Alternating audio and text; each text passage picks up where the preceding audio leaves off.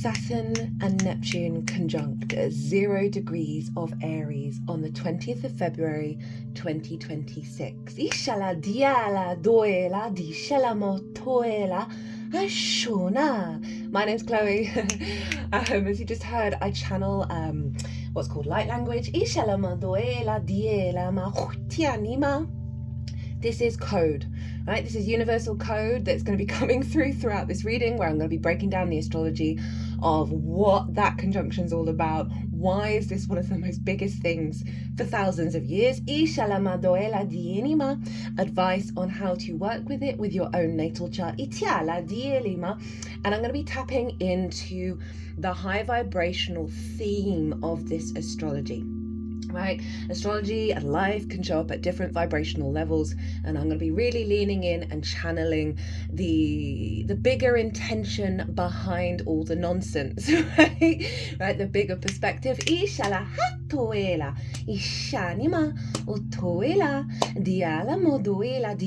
I am playing in the background some binaural beats, and it's called Hemi-Sync Sound Therapy, left brain, right brain. Aries rules the head, so we are going to be syncing throughout this reading, syncing up the mind, syncing up the brain, restoring the energy field around the head. I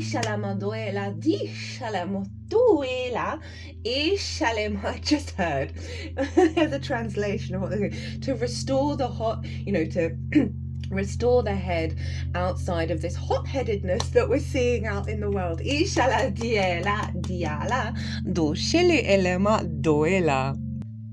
So I just had to pause for a second and actually just turn the heat down, because I was getting very hot. It's making me think of the hot-headedness that came through from that very maternal energy.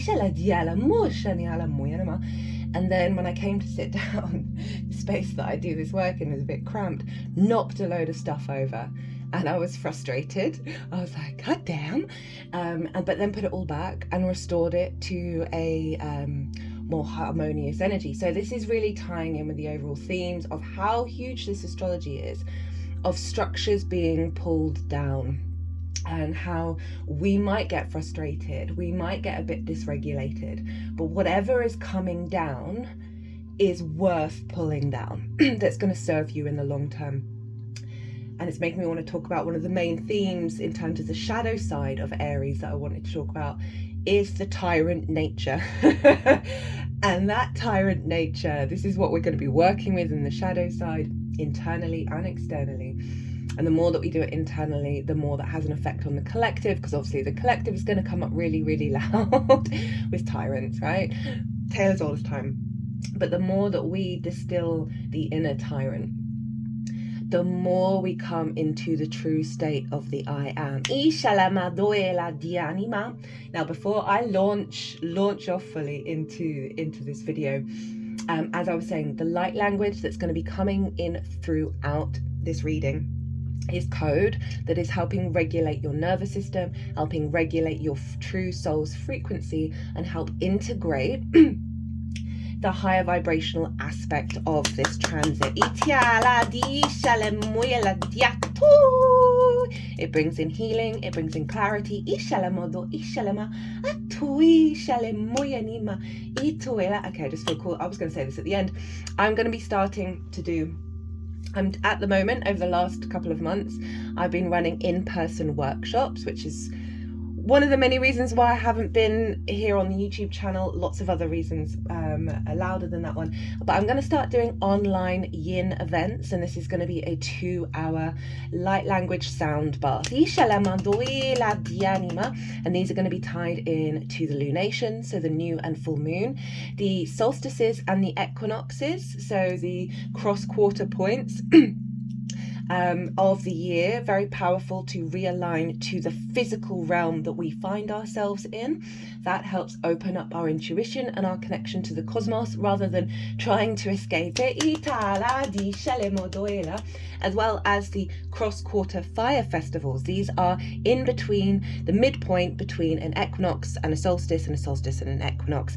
So yeah, just thought I'd show that. That's going to go up. Information on that's going to go up on the community page. And that's where, in the privacy of your own home, you can tune in to receiving these codes and going on your own journey. There will be guided meditation as well as channeled messages, as well as tones, frequencies that I will be channeling through my body.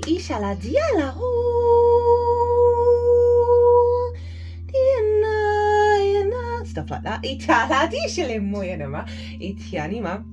So I am recording this video on Saturday, the day after the conjunction. And Saturday is Saturn's day. So we're really going to be drawing in big energy around this conjunction, Aries. I'm going to break down Aries, Saturn, Neptune, or what does this all mean? Why is this so damn significant? This is a follow-up video from the new moon in Aquarius, which was an annular eclipse, ring of fire solar eclipse, which also was the Chinese New Year that marked the rebirth of our animal totem from the wood snake to the fire horse. Now, this conjunction that we're going to be talking about predominantly here is in between eclipse portals. That eclipse, that energy, this conjunction literally happened 3 days afterwards. We're still in all of it. They're very, very tightly connected. Right. Aries, the first zodiac sign, the first fire sign, so our personal connection to fire. Yang in nature, so on the day team, the outward expression of the self, the doing, the being. Whenever I'm really tapping into the sort of symbolism of yin and yang, the yang often comes up as an arrow.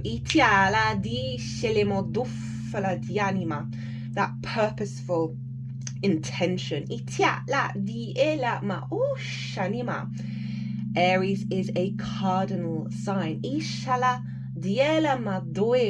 Cardinal in Latin means hinge, for a door, right? A transition from one space to another, an initiation. It is for the time of the spring equinox, the summer solstice, the autumn equinox, and the winter solstice. Here in the Northern Hemisphere, Aries is linked into the spring equinox, fertility, growth. This is when the day starts getting longer than the night. When the life force of the earth in the energy lines is getting more potent and virile and fertile and creative. This is our outward expression of all that we have cultivated within the yin period of the year here in the Northern Hemisphere. The spring equinox is big, fertile energy. It is, for me, like a cross-quarter moon. The winter solstice is the new moon in the Northern Hemisphere. And this is when we plant seeds. Those seeds have still been underground. They've been cultivating. We've been working out what's working, what's not working, what do we want to take forward with us. And now with that Aries energy, and the spring equinox is not that long away. In fact, just only a month. This is big preparation for our outward creative energy, our outward fertility energy, our ability to create abundance.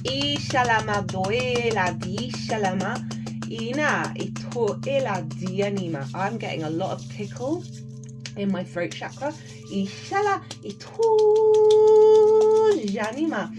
So there's a real energy around being in our unique truth. Diala di shanama itianima. Diala di shilimoyanama dialama otoela. Now, the throat chakra for me is the protector of the heart chakra. Itoela diela moyani moyanima. It is where we have the vast capacity to transmute poison into nectar, and this ties into Shiva,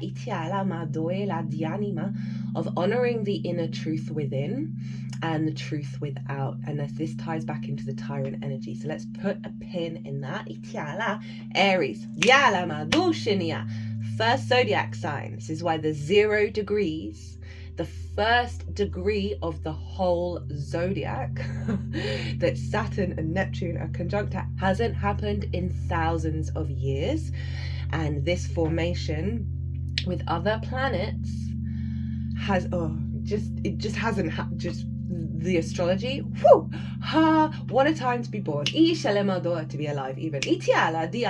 Right, first fire sign, ruled by Mars, cardinal in nature, initiates leadership qualities.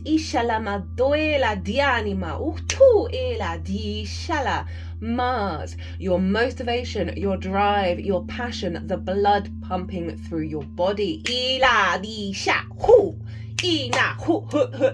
How we build on a personal level. Negative polarity of Mars, known as the god of war.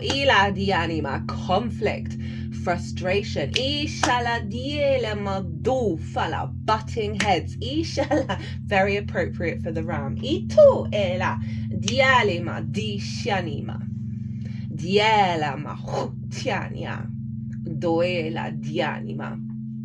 Now, Aries, the spark of spirit, that flame, that match, that whoosh, the initiation of spirit, of fire, of creativity, of inspiration, of instinct.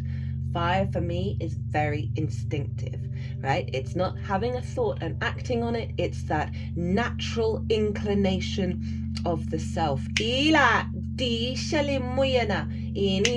the automative process. Why is this so significant? Because last year was a year 9. The animal totem that we had was a wood snake. We were clearing so much karma, and that means habits. That means habits that are so familiar to us, we don't even know that we're doing it, because that's linked into ancestral work, past life energy, and your own lifetime, that it is so ingrained, it sometimes feels impossible to break out of. We have spent a year clearing the decks. I'm not saying it's all cleared, but doing the big heavy lifting for this initiation year 1. So Aries, very independent. Mars is one of the most independent planets. Wants to experience life through its own self, right? Wants to explore, wants to push boundaries, go into new territory. The pioneer, you can link it into the hero's journey. Joseph Campbell, who sort of brought that all together from lots of different traditions, had the sun in Aries as well as Jupiter, and I believe Mercury, of going out into the world and exploring things beyond your conditioning. Remember, in the hero's journey, the hero leaves the village, goes out into the world in order to return. Very, very independent, very fiery, right? That fiery hot-headedness can go like a flame, but go out as quickly as a flame. So that's one side of the shadow with this, is know that whoosh is going to dissipate, and then breathe through it. Lots of Formula 1 racers have Mars in Aries, just to give you an idea of the instinctive nature of speed, of movement, of action, of vibrancy. Nice little synchronicity that happened to me. God bless Vinted. Honestly, Source works through everything, and it's just so amazing to see it in structures that you just probably wouldn't think that it would happen. So I just felt this pull on the feed on Vinted. I've got a lot of crystals that come up, understandably. Look at all of them. there was just this collection of crystals, I think for about £8, and I briefly looked at the picture. I was like, whoa, that's really cheap, that's insane, I'll get those. Did not realise, and they arrived a couple of days ago. Was it yesterday? No, about a couple of days ago, after the eclipse. Look what was in there. I had no idea. This is the ram. The ram is the totem symbol for Aries. That very yang, competition, dominant energy, butting horns. So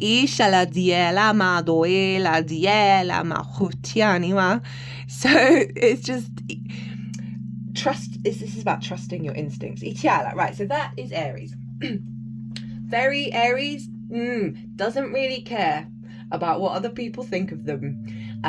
It's that, again, the independence of it, the I am of it. Doesn't necessarily feel the need to people please. Opposite sign is Libra, where we can see in the negative polarity people pleasing.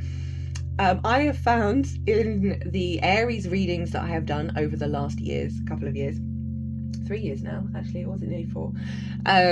I will swear. Naturally, I will, and I swear less than I used to, but I'm British. We swear. I try not to swear on here, but in the Aries videos, the swear words come out, and it's like having no fucks to give, right? Now, obviously, that in the extreme, not the best idea. But there's this. I want you to focus on instinct and the I am. Right now, Saturn, Lord of karma, Lord of time, cause and effect and the consequences thereof. Boundaries, limitations, authority. Foundations. And my key word for Saturn that is underneath all of those, right, in terms of like, how do I describe it? The root energy for me, for Saturn, integrity. All the difficulties that come along with Saturn, usually because we are not in alignment with our soul's integrity.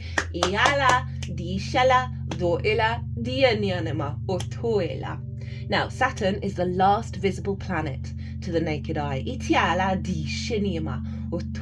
is the barrier between the seen and the unseen realms.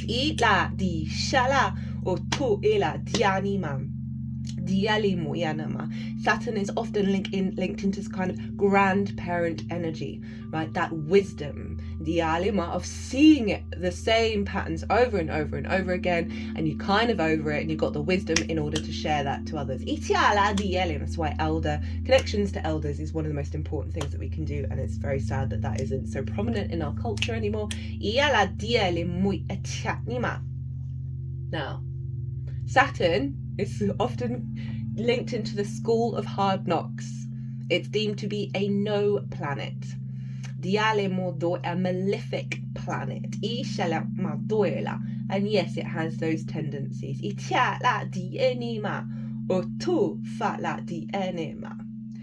But if you work with your integrity, you can work through those difficulties in a easier fashion, right? Saturn will keep throwing the same message at you, the same lesson at you, louder and louder and louder and louder until you get it, right? Until you actually implement it. It's why when people have their first Saturn return, they go through like a dark night of the soul, but then the other side of it, they are more mature. I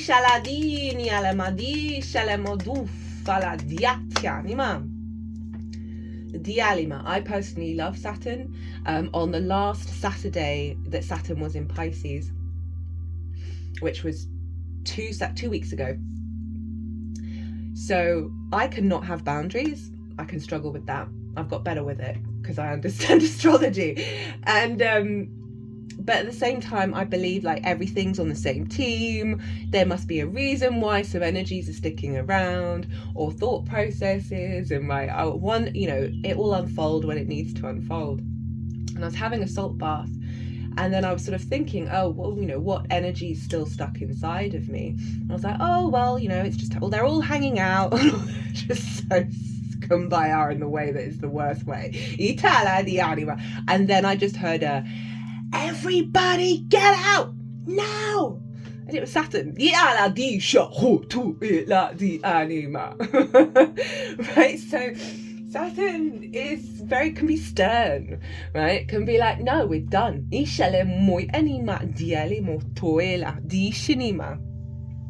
And so I'm just bringing that as an example of how to work with the boundaries Saturn can create.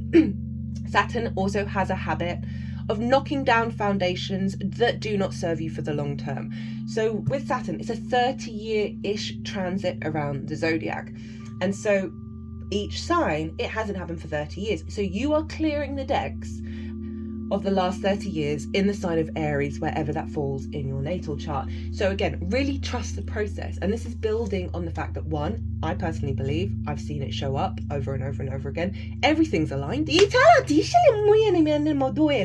Right? You're no longer in resistance to the experience of life on a soul level, and trust me, I've had enough crap happen to I'm not spiritually bypassing anything at all. But I like to track the big data around things that work, and doing the inner work, doing the healing, doing the awareness of your emotional body, the empathy, the compassion, the release, the honoring of that emotional body, of that trauma side of yourself. And obviously emotions aren't just trauma, but we're focusing on that. That then coming into a state of everything is aligned, really then everything starts slotting in. Doesn't mean you don't have difficult situations, but that awareness of, okay, what's this teaching me? Where am I going with this? I understand that this is all part of the past to align me to my true soul integration. So Saturn can really help with that, right? That element of cause and effect. Where has this come from? What's the cause? Where are the patterns where I'm repeating myself, right? And it's still not quite shifting. There's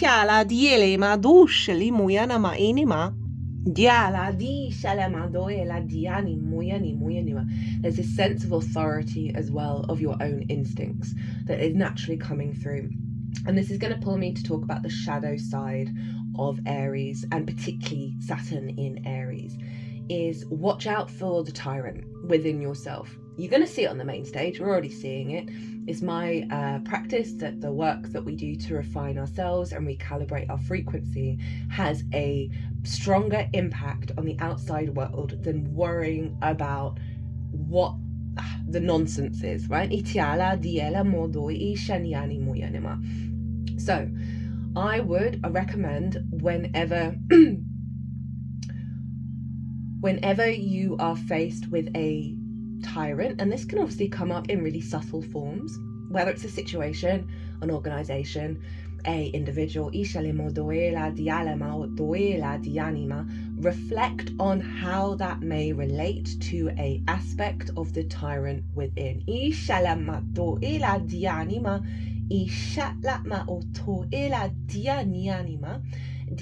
Now this might be relevant to some of you. I had a little revelation yesterday, because I'm aware of my own tyrant energy. I wouldn't want to deny that. The more we deny those aspects of ourselves, where it's like, what are you hiding from? Right? There's no shame, there's no judgment here. There are many aspects of how we show up. I just realised I've pulled no tarot cards whatsoever. Okay, let's pull a card on how to work with the tyrant energy. That I sort of had this sort of memory of, I was quite a quiet child, but I also know there was an aspect of me, as way too many cards, that could be linked. I was also very compliant, so it's contradictory, but I was tapping into the part of my inner child that could be linked into being a tyrant. And what came through is that I was so hypersensitive to reality. I was so hypersensitive to the emotions and the actions and the words and everything of reality, of what I was experiencing, that I had to have this aspect of the tyrant because I couldn't cope. I was so overwhelmed. I've been numb for most of my life, in terms of my physical body. That there were certain things that would draw out the tyrant in me because I was at capacity from the get-go.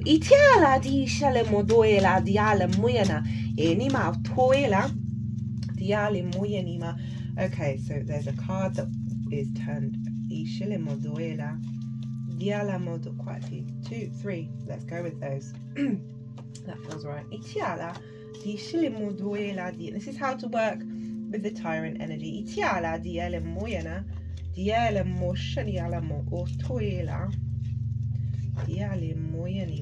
going on here? The animal.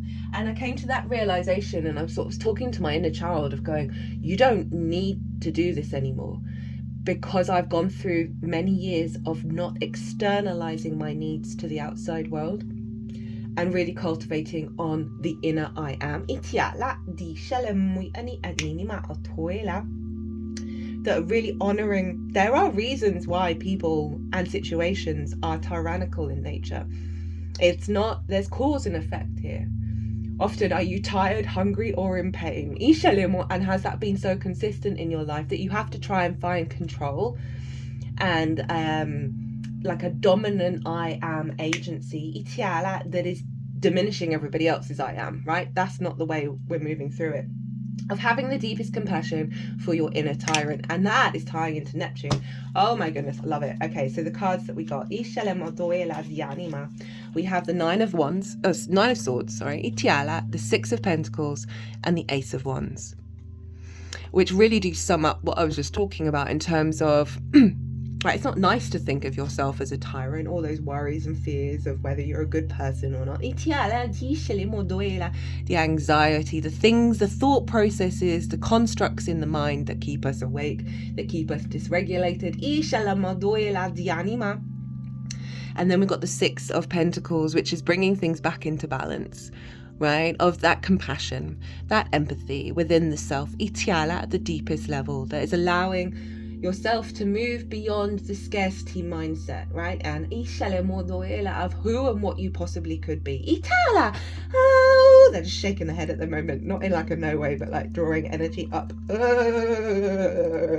the crown. That activates the Ace of Wands. There's that spark of spirit. There's that initiation, fire energy, virility, creativity, inspiration. By letting go of the old stories, by being aware of those stories and not denying that they did exist, but realizing we are breaking barriers, right? And there's that compassion and Neptune energy. The Neptune, the great mystic, right? Neptune for me is the point in which we can access source, creator, God, whatever you want to call it, the multi-dimensional realm. All things are connected, all things are possible. The dream state, the imagination, the dissolver of barriers. Isha, which is so funny, conjunct Saturn, the creator of boundaries. They're just sort of bringing in an energy of those, right? This is like the veil is being lifted, right? Illusions are being dissolved.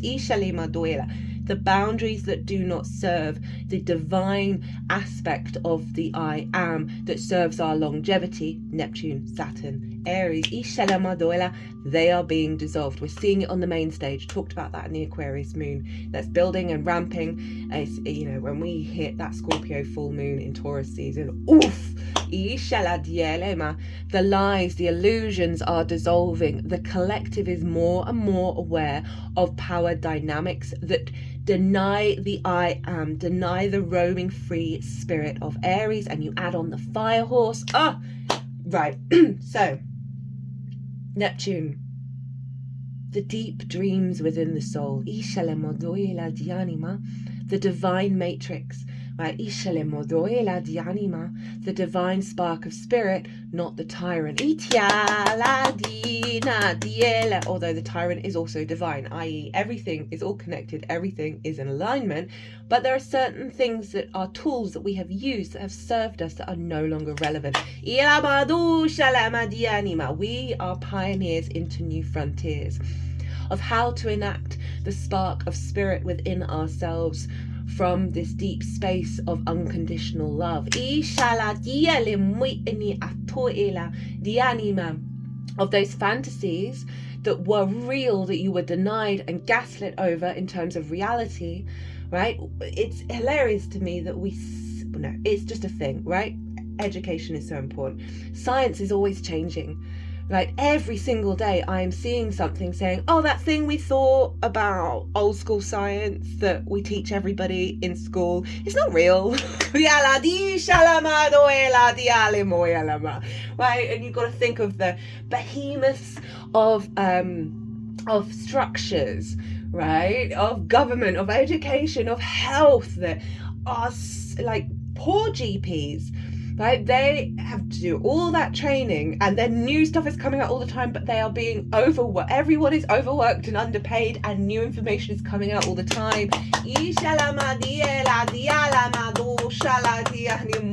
It's exhausting, right? Okay, so, but things are shifting, things are changing. Those behemoths are crumbling. More and more corruption, more and more control over power through shame. Saturn wants you to walk your talk. And for those that do not, consequences are happening. Now, this was a Saturn in Pisces thing. I'm sorry, this is probably, we're only at half an hour. 31:13 on the clock. When Saturn went retrograde, right? So this is when a planet goes back. Looks like it's going backwards. It's going back over degrees. When planets station, either direct or retrograde, they are very, very powerful. So when Saturn went retrograde in Pisces, the ocean, right, water energy, that is when that submarine blew up, that everyone around the world went mental about, right? But the lead up to that, so many checks, so many reports were written about that submarine saying, this is no good, you got to do something about it. They didn't. Consequences, right? That's where, I'm not saying we're all going to blow up under the ocean, but that is why some people are terrified of Saturn, because actually implementing what is integral, what's going to serve you for the long term, can be really hard to do, and then we get smacked around the face again. Oh,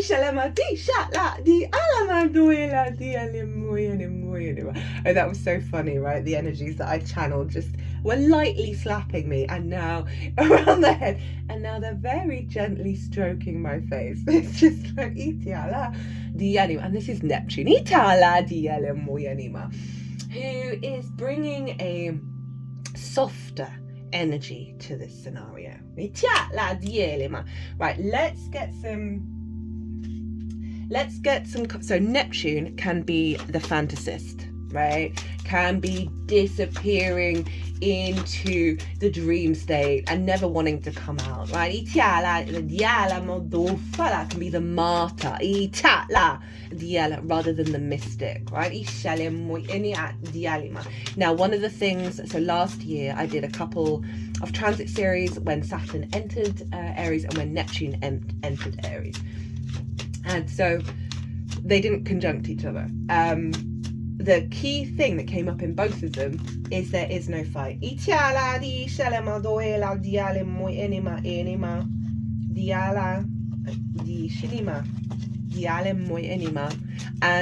given that Aries is quite combative, right? Think of the ram butting heads.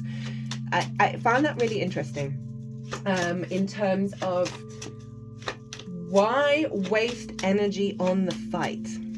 And again, this goes to tension, restriction, being tight, cortisol, adrenaline, right? Those hormones are good in certain ways, but when we're overloaded, when we're tight, when we have this low level tension throughout our whole body where we can't relax, blocks everything. If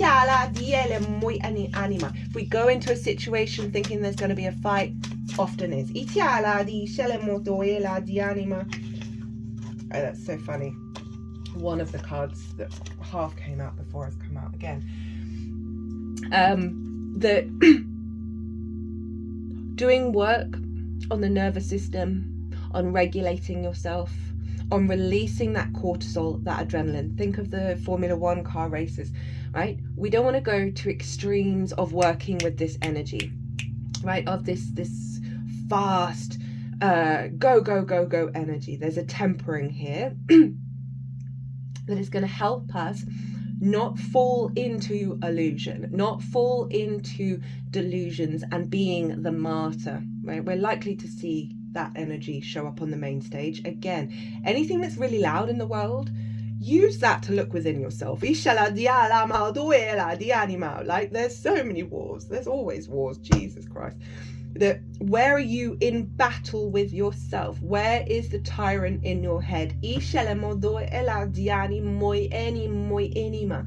the tyrant in your head can be, oh, I'm immediately, anytime anyone needs help, despite what my needs are, I'm going to run around like a blue horse fly, and forget all my needs, burn myself out, and fall into the pit. That's a tyrant. So,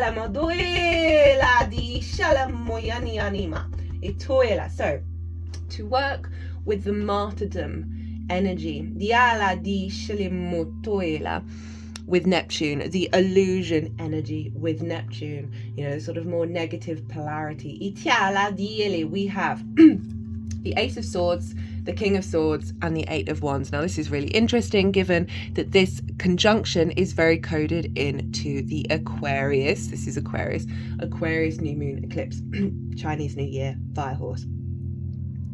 What's coming through really loudly is meditation. Whatever meditation looks like for you. For me, it's often walking, listening to music.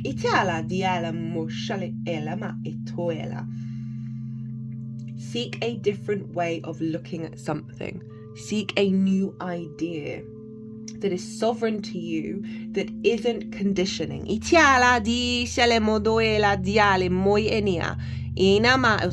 making me think, obviously Mars, god of war, of all of those, what were they called? Thinking of the Second World War, was it the First World War, where they wore white feathers, where they basically said, no, I'm not going to war. Whereas at the time, it's like, you got to go protect your country. You are the odd one out. You are a pacifist. You are a coward for not doing that, right? Have to be really in your power, King of Swords, to make that decision to walk the path of peace. Even if life is throwing you things that is like, you want to rage, you want to destroy. So this with the Eight of Wands, which is fast moving alignment energy, Wands, fire, is the more you feel like you're falling into that space, when you clear it with clarity, right, with honoring it, and then sitting in stillness, or again, whatever meditation looks like for you. Maybe it's listening to like binaural beats and frequencies. When you act on that idea with confidence, right? The King of Swords doesn't care what anybody else thinks of him, right? He understands universal truths in its highest form and doesn't mess around, right? The Eight of Wands for me is that's when Neptune comes into an alignment of aligning the external world with the dream within yourself, right? Your soul's frequency, not the conditioning.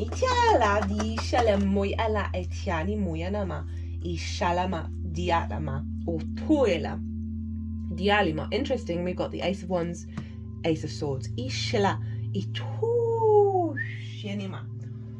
Oh, I'm feeling energy in my chest. Very, clearing of the heart, right? So many heart wounds, so many heart constrictions.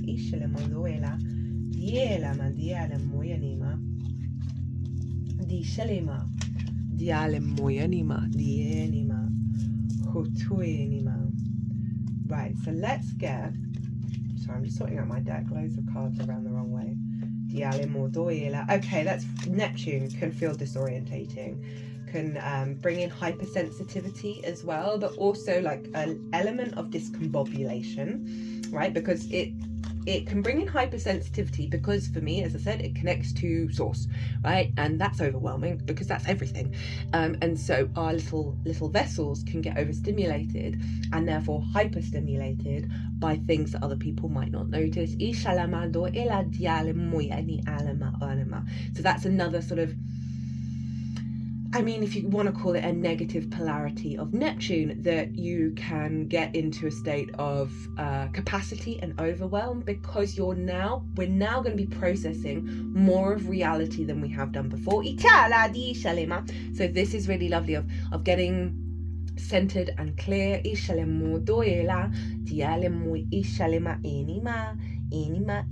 And focusing on one thing at a time. They just said right? Aries, the initiation. That's almost sort of saying, don't worry about the long term, don't worry about planning so much. This Aries energy is really harnessed by following the instincts in any given moment, right? And activating that.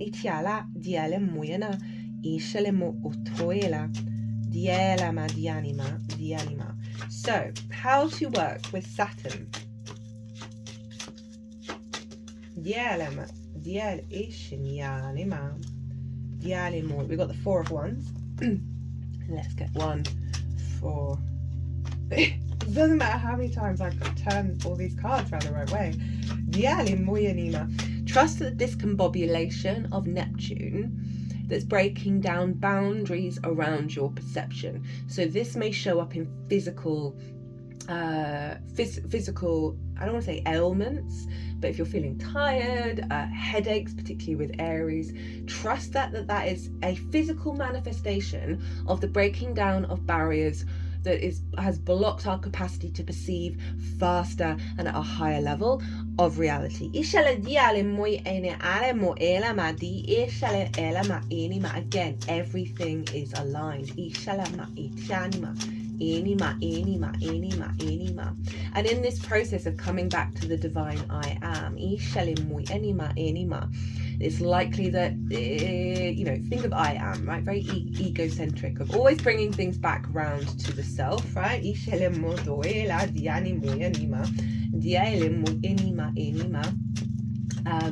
Of perhaps being insensitive, my way or the highway kind of energy. Trust that if that's coming up, trust that when that's coming up is serving is a tool, right? It's a tool to go, okay, do I really feel like this? Is this really important in the long term? How do I work through this? How do I clear this? These are just clues and signs, too many cards, from the universe of going, hey, there's some stuck frequency in your field, right? The more that you attune and clear that stuck, like entangled, think of a necklace that's got loads of knots in it, right? The more we untangle those knots, the more our energy flows freely, the more energy we have to be fullest in our energy field and life-giving and just vibrant and feeling alive. So I'm speaking about feeling alive and healing. We've got the star. So that's how to work with Neptune. And fascinatingly enough, we have the 7 of Cups at the bottom of the deck and the 7 of Wands at the top of the deck. Right? Allow yourself to dream beyond the fight. Allow yourself to be in awareness of the multitude of possibilities when you come into your authority, Saturn, of your own divinity, without ego, without dismissing the I am of everybody else, by honoring the real truth of your own I am. You're beyond the conditioning of the collective, social, and individual. When we do the work of clearing that conditioning, sometimes stuff still stays because that's truly you. So, to work with Saturn, celebrate 4404 on the clock. Itiala, speaking of foundations, and this is a 4. Shut the front door on your way out, Source. I love you. Itiala diale muy anima. So this figure is about the harvest. It's about collaborating, working together, putting in the effort day to day, and then celebrating. So this, for me, I'm getting really loudly, celebrate those little wins where you put the effort in, where you see cause and effect and you implemented either the thing that was right or that's the same way, or the opposite of what you've observed that keeps happening, you go and do the other thing, or something new entirely. Celebrate the effect. And it's fire again.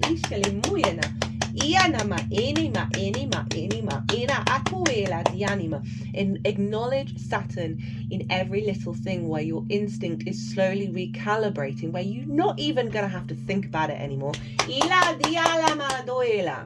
To abundance, right? The harvest. To working together with others. They were just like, turn this card over. So, crown chakra. The frequency of the crown chakra, the violet flower. And the crown chakra's on the head. Aries rules the head. Flower of life supports our spiritual connection to the universe and our ability to transmute negative energy into light. 1 second. Postman. Apologies for that. That was not the postman, but my mum, who has got an Aries moon. So very appropriate. So where was I? Yeah, so Aries rules the head. This in terms of Saturn. Is that higher wisdom of seeing the repeating cycles and moving beyond them, of having boundaries where it serves you truly and serves the collective truly. Saturn is a social planet, right? It's the Mars, Venus, Mercury, Sun, Moon, personal planets or stars or luminary, celestial beings. Jupiter and Saturn, social, right? So it's more long-term processes. Think Saturn's like a 30-year cycle. Neptune's 186 years, so that's a more bigger collective energy. That we are acting with a level of maturity around our instincts, and to do and it's funny because I've got the hemisync thing on, of this alignment with that higher wisdom and our capacity to be able to implement it in our instincts. Oh, my body just went really soft. The violet flower of life supports our spiritual connection to the universe and our ability to transmute negative energy into light. That kind of came through in the Aquarius reading of this transition from the wood snake, the shedding of our skin, the karmic clearing of the year 9, to the fire horse of, it's not necessarily that things aren't going to happen that aren't what would be frustrating or difficult, but I feel that there's such a strong innate authority of the I am, that Saturn in its highest form, that serves your longevity, that things it came up I like Stavros Helikos. I've probably butchered his name, sorry Stavy. It's just I watch his podcast. He's a comedian, but he's an Aquarius, and it came on before the Aquarius eclipse, and often you'll find yourself drawn to watching things that are tied in with astrology, whether you know about it or not. And he was saying, in terms of advice to a caller, of the caller talked about this social dynamic situation, and I can't remember the details of it, and Stavi's Greek, American born, Greek heritage, and he was just like, stop engaging in the idiot Olympics. And that's a really harsh thing, and every time it's popped into my head I'm like, that's harsh, but the energy behind it is like, and it doesn't have to relate to people, just how you react to things, right? And again, idiot's a strong word, but that sense of, oh, this is nothing, this really is nothing, even if it's a big thing. It's like, genuinely our instinct is coming into an alignment of knowing what's truly important to respond to and what isn't. Again, instinctive.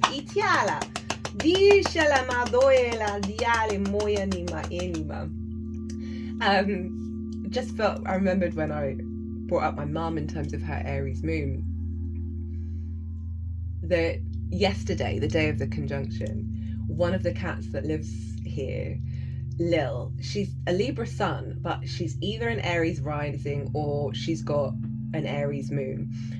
She loves to explore. She's the first one into a small gap compared to the other cat, right? She's the first one into the breach. She genuinely is pushing through all boundaries and wanting to experience everything for herself. Yesterday, she went around the whole house trying to explore. She's explored all of these places, but she was like, I'm going into every little spot. I'm climbing every little thing that I can. I'm squeezing myself into everything. And it was just quite, even though I don't want her to get hurt, it was quite fascinating to observe this Aries energy really show up, of that desire to explore, that desire to roam. And that ties in with the fire horse, right? The sense of momentum.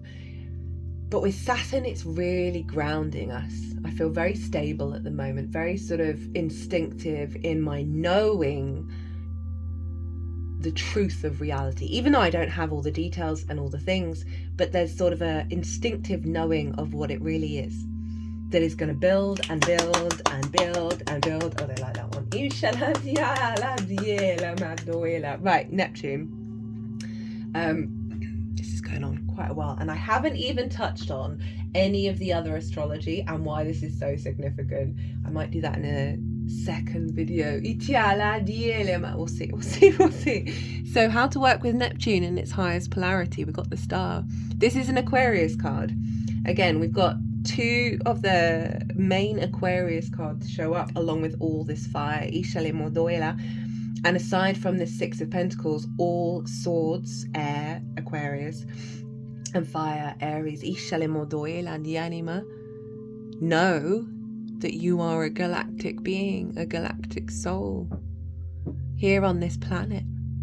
Trust in it. Trust in the divine guidance that is being shone on upon you.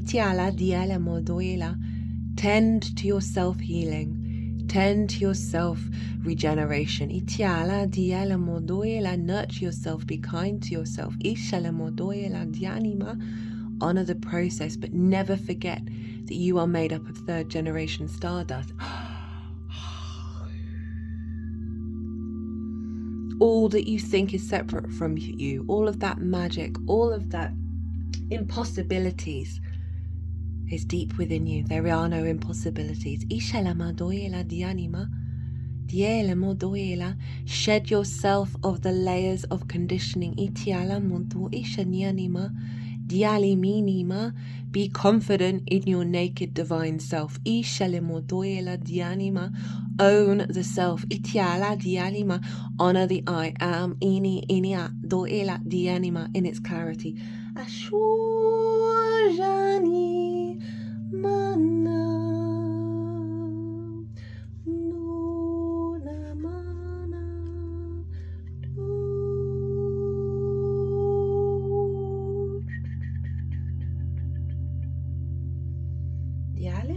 I just feel, before I turn this over, I was just feeling to get one card to go with here of, so this is the how to work with it, right? The cause, the initiation.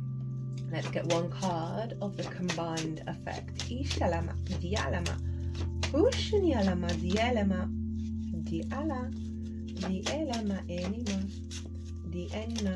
The Eight of Cups winks at me, walking away from old patterns that do not serve us. We've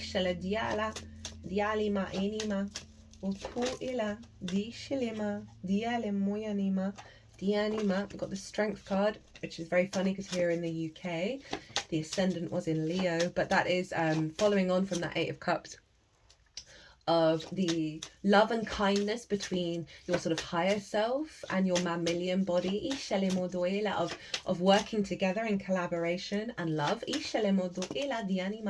feels like this energy of being really kind to those sort of negative polarities that may come up. And know that it's part of the process.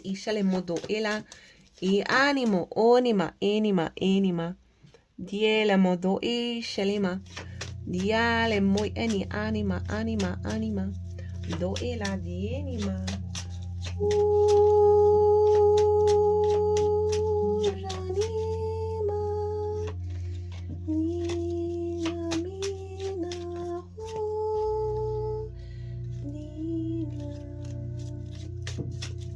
The Moon and Seven of Wands showed up for a little moment.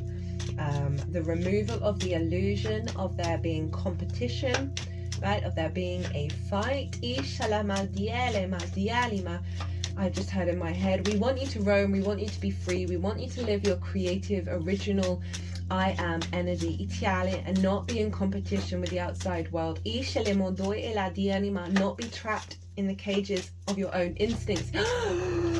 Oh, shani ala moyani ala moyani ala moyani anima. For some of you, this dissolving of those old instincts may be unsettling. Itiala, you may face resistance. Ishalama do ela diale moyani enima o tuela. This is dialima judgment card. Ishalemo do ela dielama olema. The resurrection of the soul self. Do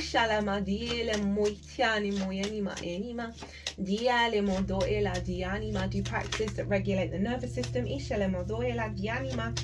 well, eat good, sleep, rest. Be loving and kind to yourself. All things will pass. Okay, this final. I saw it. I didn't mean to see it. Itiala. I really was waiting for a jumper that didn't turn up. Itiala, like face up. Itiala, ma. Can't not do that one. Anyway, right. So this feels like the card linked into Neptune. We have third eye activation, brow chakra, inner vision, clear seeing. Now, the crown chakra is at the top of the head. Third eye is in between the middle of your eyes. Itiala. So this is all head-related chakra body that is being upgraded. Itiala diale. They're like, as we said, removing the hot-headedness. Itiala di shalama doela. Diale modoela dianima. Help dissolving the negative polarity of the ego. Itiala di shalamotoela diala moeni alema dieni ala elama di shinima diale mo shanama. They were just sort of saying things about dissolving the sort of more selfish aspect of the individual and realigning back to your creation energy, that through that sovereignty of the self, of the I am in its highest nature, where it is no longer operating on scarcity mindset, i.e. I gotta help everyone. It's a bit ego-based because you're kind of implying that source can't come in and help them with other people. Like, there's loads of people, there's loads of situations, right? If we stay in that sort of scarcity of Atlas of holding the world on our shoulders, that is egotistical.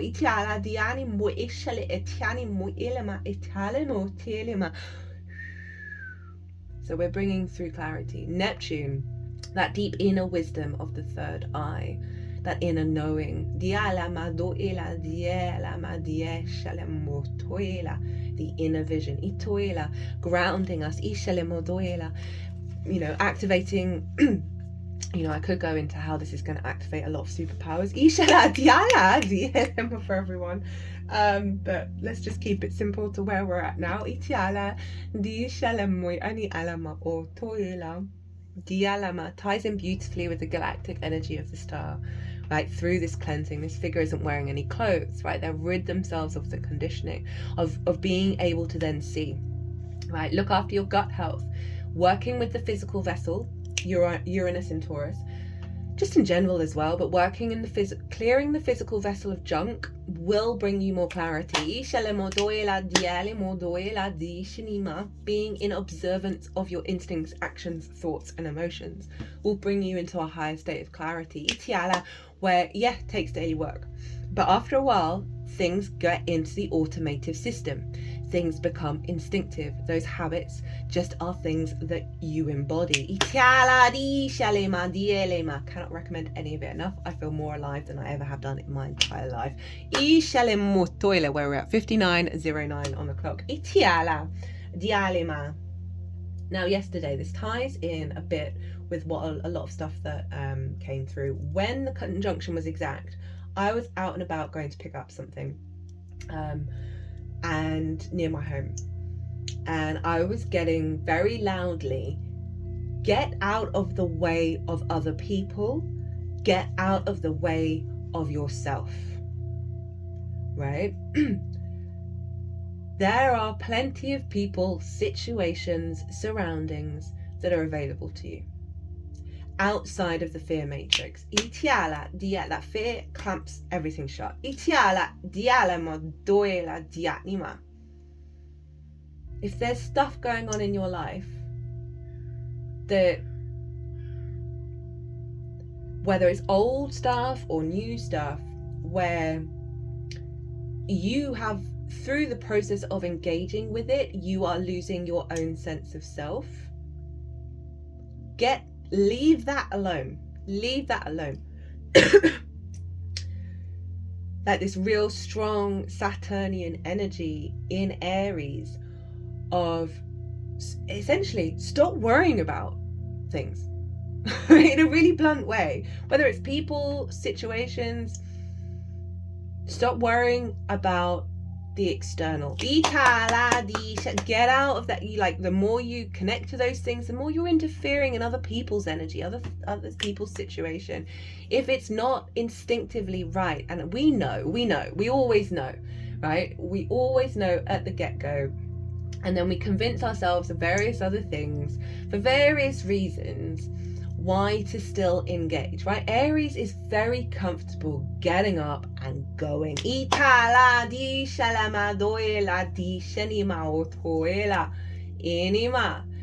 And we have scarcity complexes of like, well, if we walk away from this, or if we don't do this, you know, is there going to be anything else? Or are we a good person? Or are we a bad person? Right? There's always so many layers that are interacting with how you engage with the outside world that aren't yours.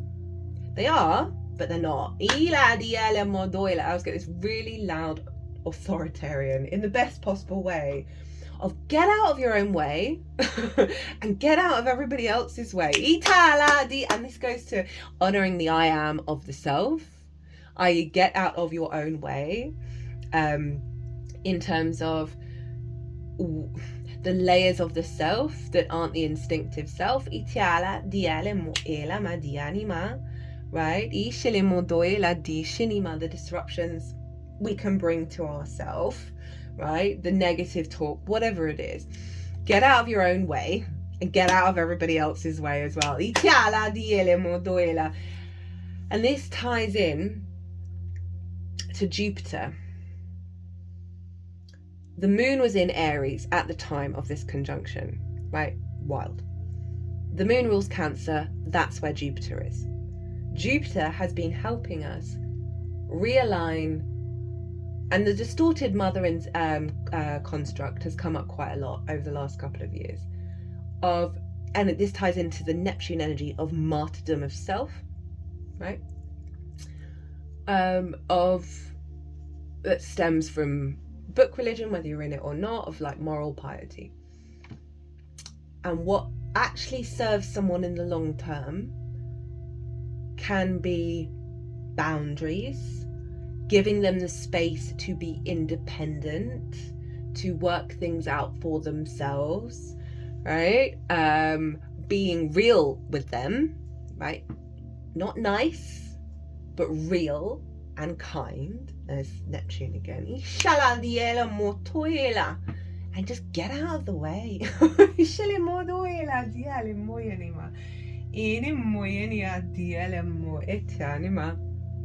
And the other part of the message that came through really loudly, I mean, in that little transmission that I had for myself, that was very collective at the time, I've just sort of said to all the versions of self that are still hanging on, that aren't real anymore, I was just like, get out of my way. Itala.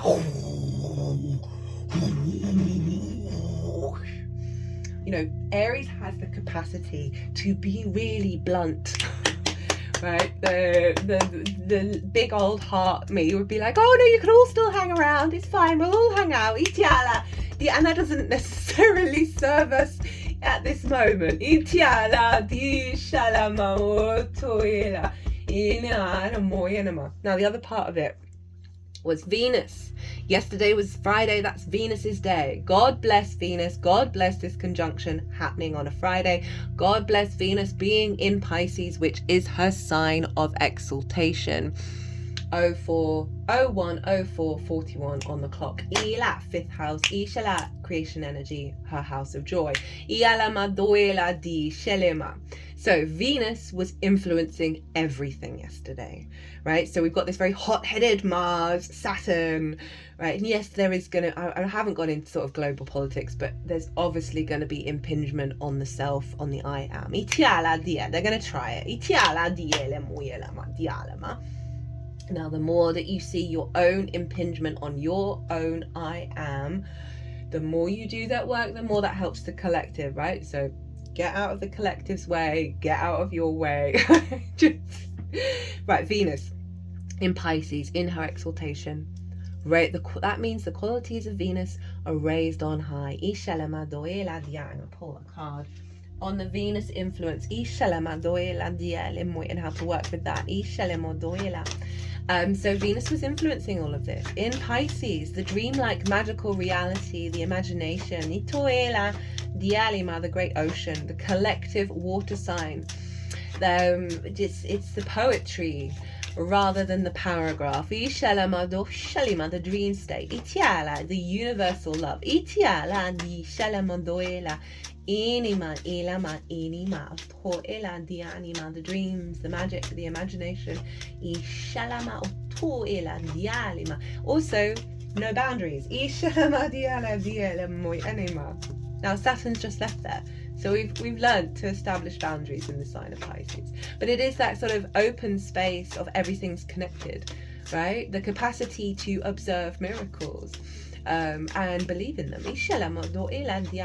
Now Venus, the qualities of Venus: love, connection, creative energy.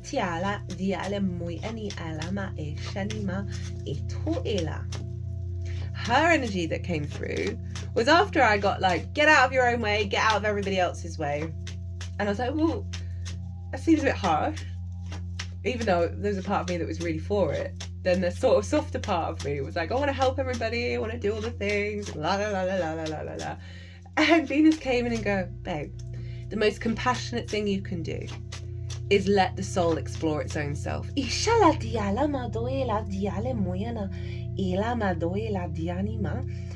And that which is meant for you to engage in will be drawn towards you. Pisces, yin energy, receptive, right? It's not about going out and taking action. Yes, that's Aries. It's about these connections, this love, this where you're supposed to support. This magic is going to be drawn towards you. You do not have to run around.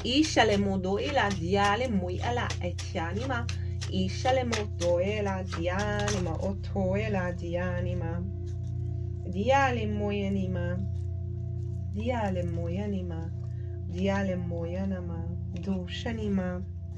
So for Venus, we got the High Priestess. Very yin. This is the Moon's card. It's deemed to be sort of a yin water card. Now the High Priestess, this came up. Ooh, did this come up in the Aquarius reading? I think it did. She knows. She doesn't have trust that all that is fertile and in alignment with the unseen and seen realms is being drawn towards her. She knows. There is not a question of doubt.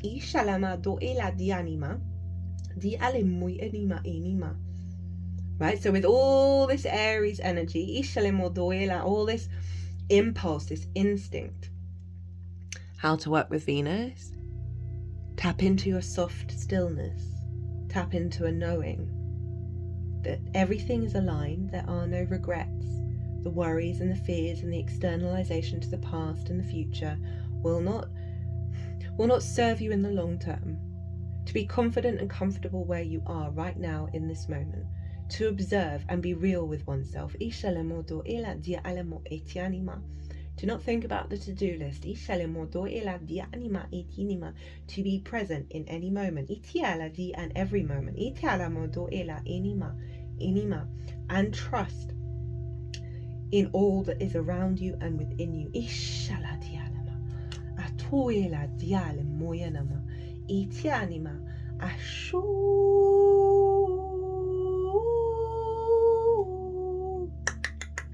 Now, quickly, this is going to be a long one.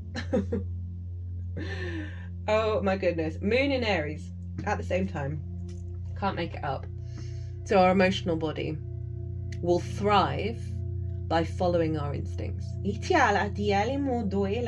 you feel you're going to blow up and get angry, enrage, do it in a contained, safe way that do no harm to others, right? It will pass.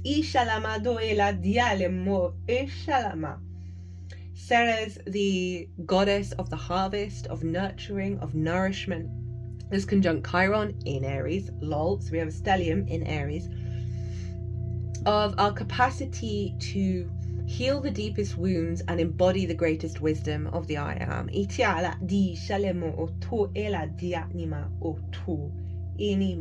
Mars, the ruler of Aries and therefore influencing Aries, like the Aquarius new moon, was conjunct Vesta, Itiala, in the sign of Aquarius, which is why we have all this Aquarius energy, right? Of alignment to universal frequencies, sacred geometry, higher truths, philosophy, our devotion and dedication to put that into practice in the actions that we take. So trust that the astrology is aligned for you to do the work in a way that serves you, in a way that comes naturally, that serves the future of the self while being present in the moment. Aquarius is very future thinking. It's the star, this sort of awareness of we are multi-dimensional beings.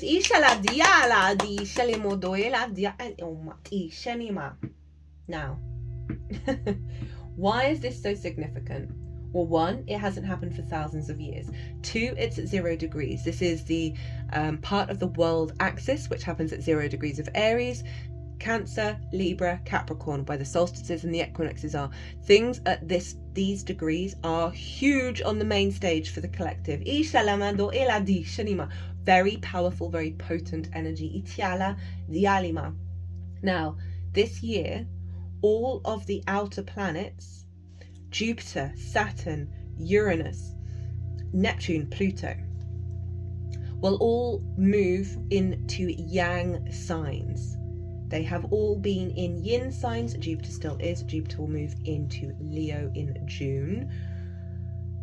The outer signs, particularly Neptune, Uranus, Pluto, have been making harmonious aspects to one another in yin signs. Saturn was also doing it. Jupiter was also doing it.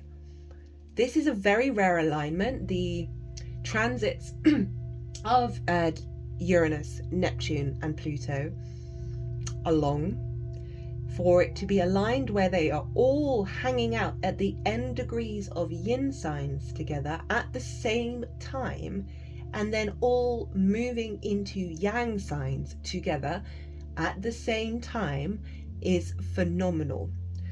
And this is collective energy. This is, for me, the unseen realms, the sort of galactic energy, the bigger philosophies, the bigger ideas. They are harmonious aspects, so there's wisdom, creativity going on here. This is a realignment of how we perceive reality. Now you add on the Saturn-Neptune conjunction on top of it. Whoo! Big energy where Saturn, last visible planet, between the seen and the unseen realms, making it real. The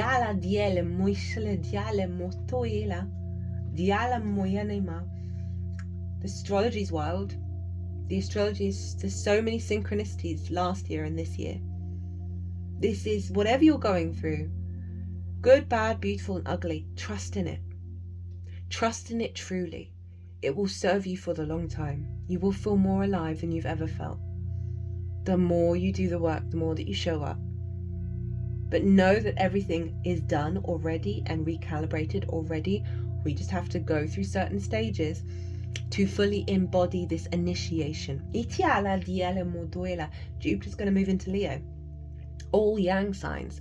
Having been in yin signs, right? That reciprocity, that receptivity, the deep unconscious, the cultivation, the observation, the really bringing depth and nuance to something, the grounding of it all, of the divine self, now moving into yang energy where we're implementing it. We're taking it out on the road. We're confident. No longer the fear of persecution. Aries goes into new territory. The amount of lives you may have lived where you have pushed the boundaries. Nearly all mavericks, what's the other word? I want to say conspiracy theorists, but it's those who go beyond the status quo. There's a lot of them have been burnt at the stake and they turned out to be right. It's just like, allow yourself the freedom to think beyond the old, dense power structures that are in place. Everything changes. Everything evolves. Be curious, be open. Allow yourself to be wrong. Aries really struggles being wrong.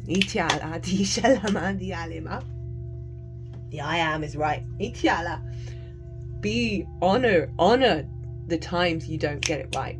Honor the times where you misheard. Like honor all of that aspect of the self, and you will integrate the whole self. Don't run from things.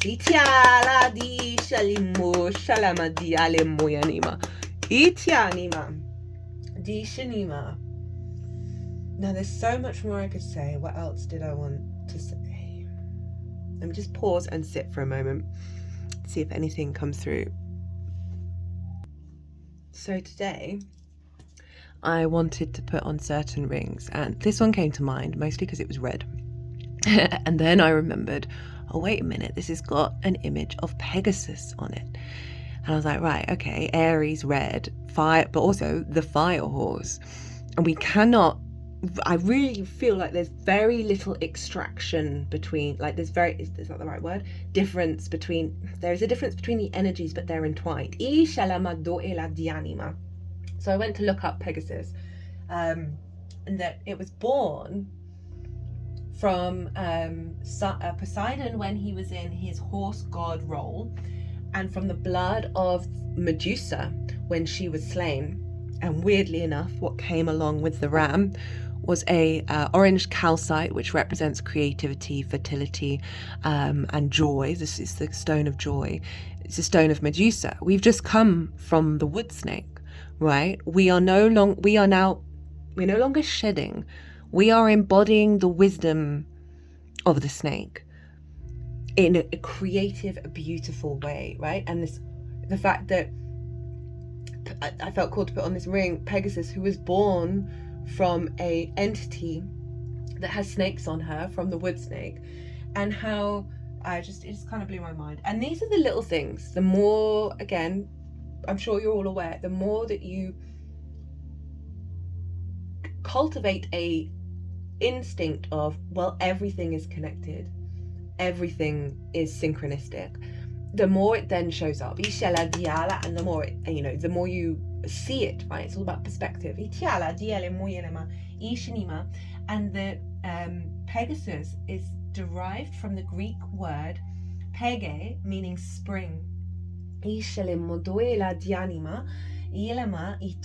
we've got the fire horse, we've got the spring equinox, but it's also the spring of water, of life, of fresh new energy coming in, of hydration, of vibrancy, of memories, code. And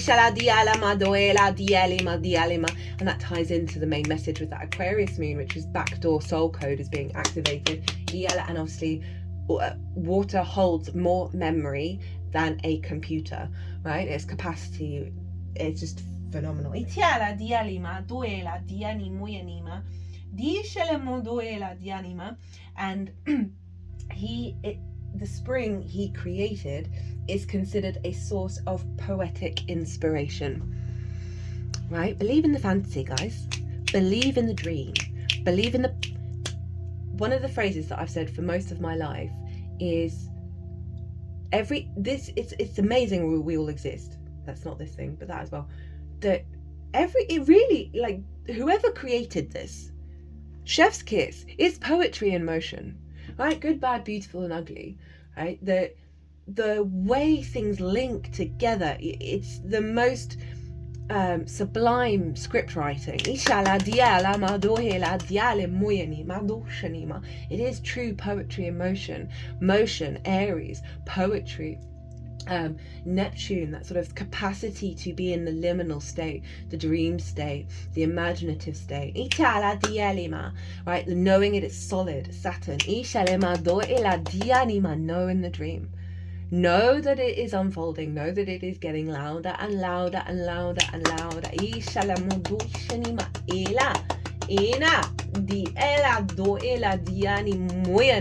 Right. Which card first? So this is so we did the cause of like how to implement, and this is the effect. You can't make this. I didn't look at any of these cards. In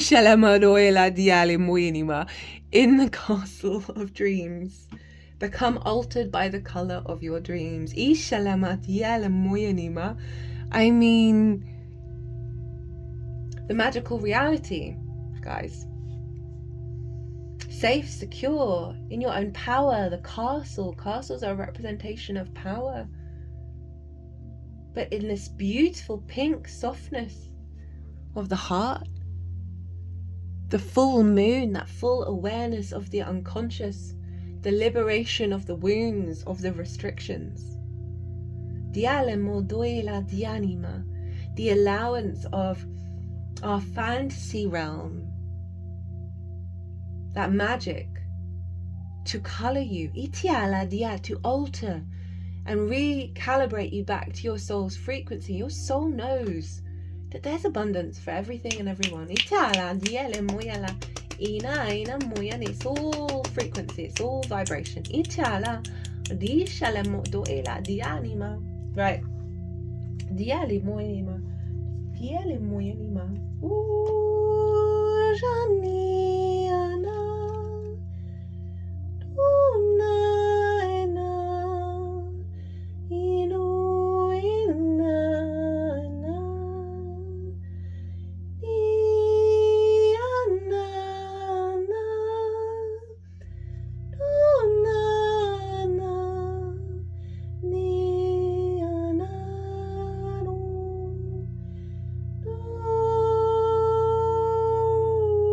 Right. I was sort of doing that while I was reading the book to see if I wanted to read anything from it. The realm of dreams is an enchanted castle with a multi-dimensional world of magic and miracles within. This is the Hero's Journey Dream Oracle deck, which I've not used for a while. Each morning, the moat separates the castle of dreams from the mundane world of rational, ordinary reality. Each morning you are returned from your dreams and gently delivered back to the shores of the three-dimensional waking world. If you forget your nighttime dreams, which is natural to do, your sojourn into the mystical multi-dimensional realm ends there. Awaken too quickly, and the drawbridge rises before a trace of the dream is carried with you, and your actions throughout the day will make logical, rational, even robotic sense. However, when you remember even a hint of a dream, the drawbridge remains down, and your actions, state of being, and your day are coloured by the extraordinary dreaming mind. When the drawbridge is down, quantum leaps take place, awakening happens, and miracles become commonplace. I've never had this card before. This trick lies in retaining and integrating the wisdom of the dream into your waking life. Now, I would take that further of it not just being the dreams that you have at night, but the dreams you hold in your heart, the dreams that you hold in your soul, and see them and bring the wisdom of them out into your 3D world. Dianima mantra. I use my entire palette and paint with broad strokes as I participate vividly in life. Final card. There's so much I could say about the astrology. I really barely touched the sides with that one, but I think we got the main stuff. Let's have a look.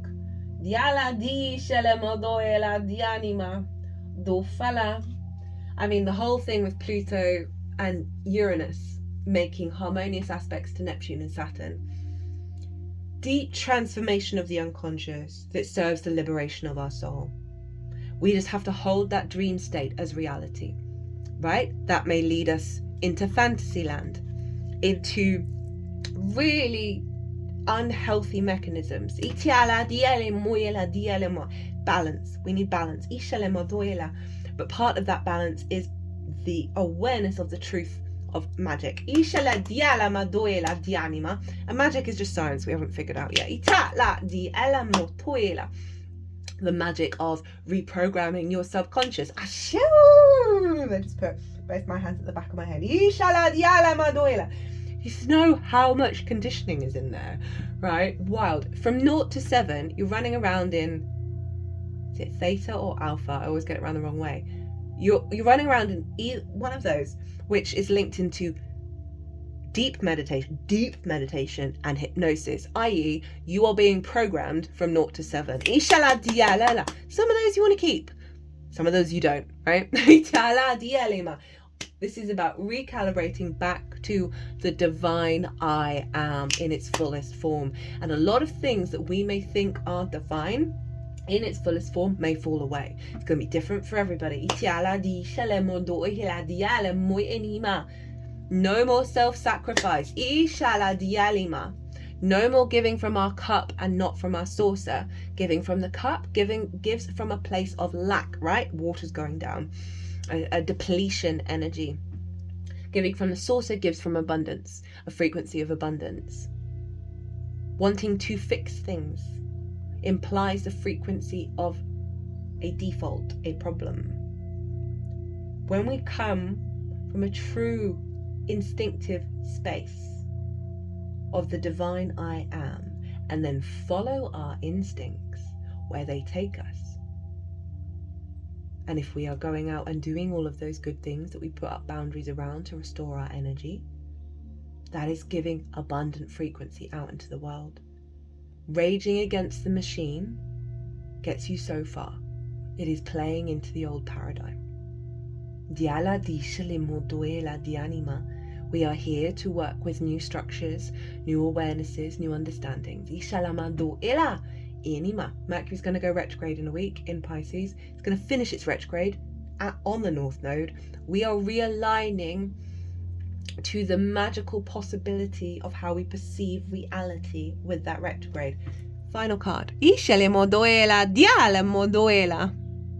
Fool. Now this card has been on this table the whole time. No, not the whole time. For a good amount of time while I haven't been doing readings, collective readings. Been doing personal ones. This is Ganesh, the remover of obstacles, the bringer of abundance. And that is why I chuckled so much.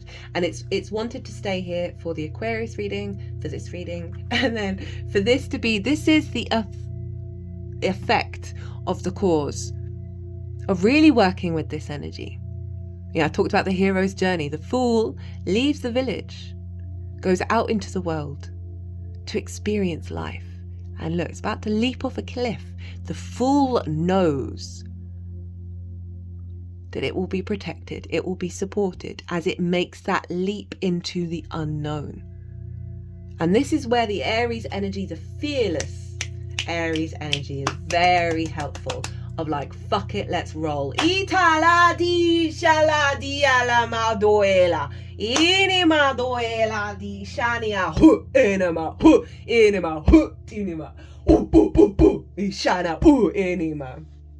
Got great energy coming through, very warrior-like, very earth-grounded, building in the 3D energy, manifestation energy of let's build, let's go, let's roll. Ishalama, dialama, dialama, dishanimam, dialama. Get 2 cards from here, and even though I could keep going for hours, I will stop. Ishala diala muy enima. Ishana enama. Dialama ishanianama. Dialama. Right. 1, 2, 3. What have we got? Oh, whoa. Whoa. These are some powerful cards from this deck. The Call, 11-11. Alignment, and the amount of 11-11s I've seen today has been wild. The moment I turned up to the first workshop that I ran, the moment I arrived, 11-11. Alignment. New gateway, activation, epiphany, divine timing, rapid manifestation, spiritual awakening, twin flame union. Oh, you can't make it up. And 1, we're in a year 1. Lol. Dialama. Where are you? I forgot the numbers are at the end. Higher polarity. You're following your higher calling and you are in the divine alignment with what's meant to be.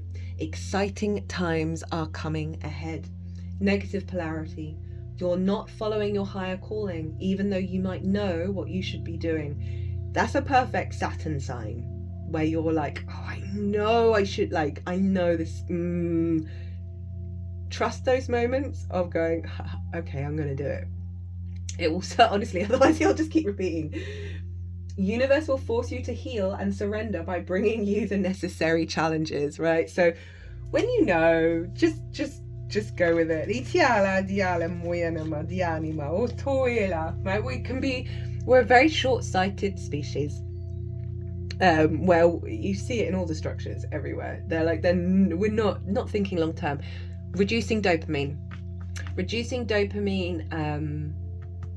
will naturally call you to recalibrate your vessel into thinking long term,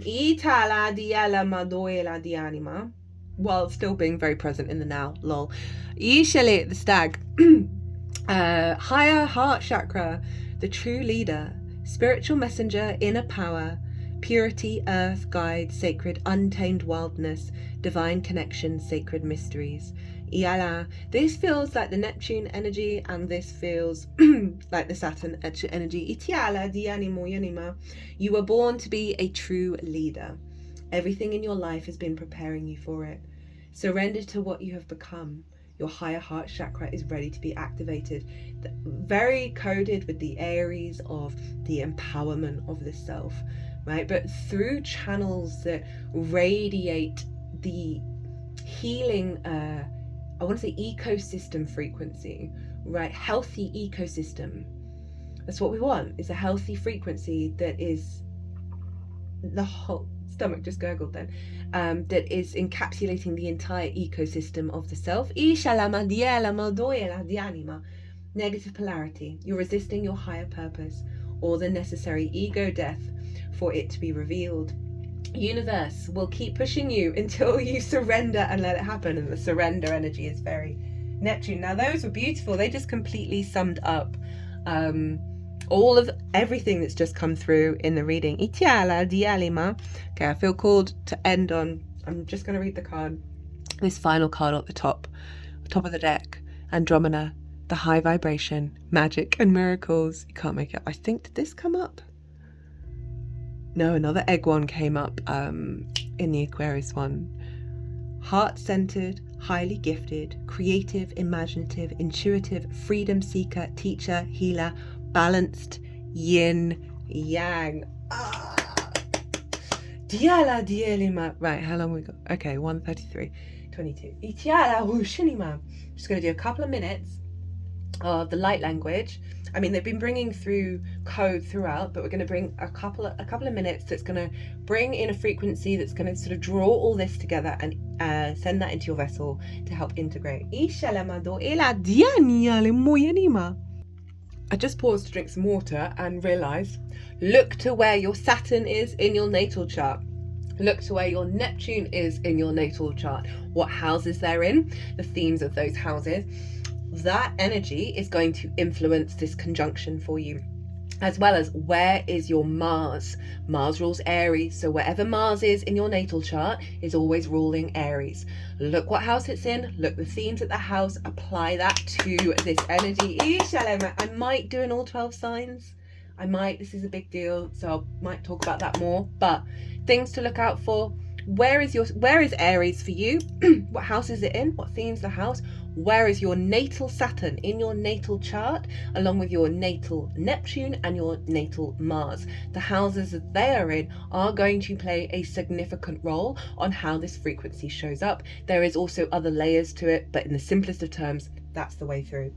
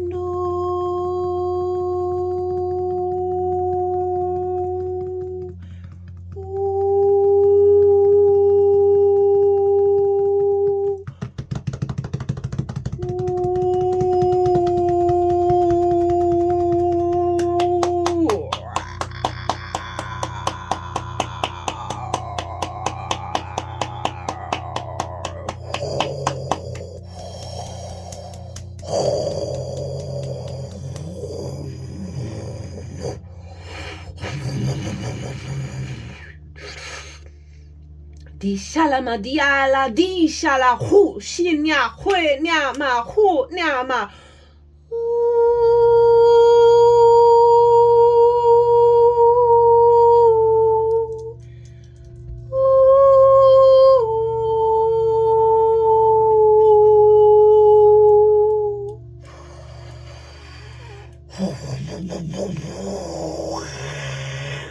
Tiala Maria la Maria la Marusha la Madi la na tu ni chia tu ina mati shale madia la ma huti hata ta ta ta huti ne madia la mado shile madia la ma huti la madi shalamari shalamari shalamadu di shala hinya ne manini manarusha ne maria la mado shene maria la ma Atuela di shani maina maina maina maina ma ishanya ma hutini ma.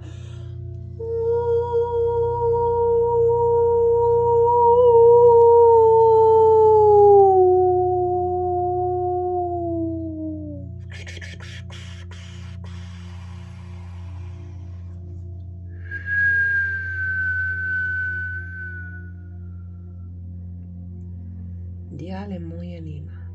Get rid of the cynic, the disbeliever. Be open. Open your field. Ishale modoela dianima. Diale modoela dianima.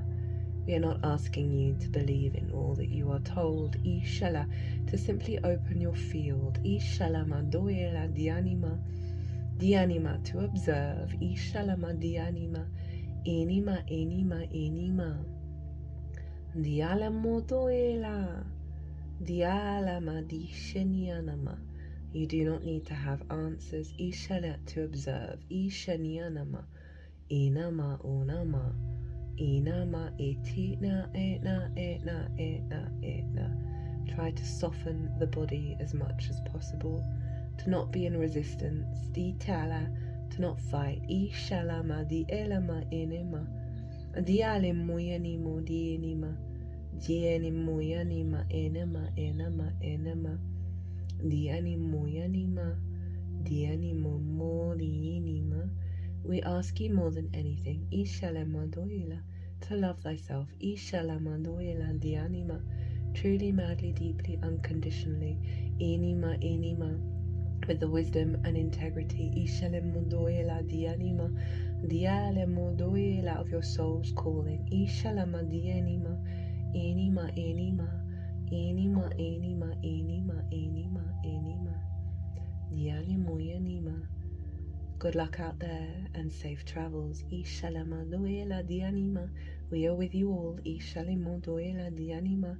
Diane moyanima, enima, eni moyanima. Always. Ishalama diane moyanima. Diale modoela. Create a little space for us and we will come rushing in. Ashinyanamo.